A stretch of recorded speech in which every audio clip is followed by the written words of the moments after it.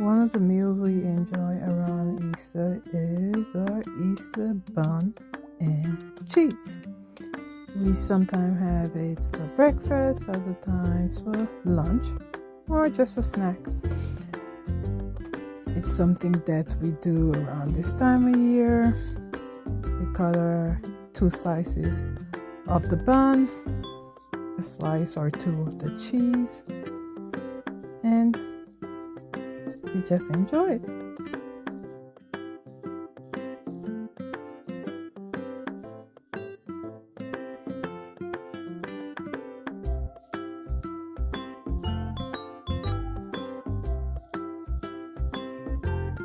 There are different brands, as long as it says Easter. Most of us stick to the same brand year after year, but we make sure to go to the supermarket and get our bun and cheese for Easter. If we don't eat it no other time, most of us eat it around Easter.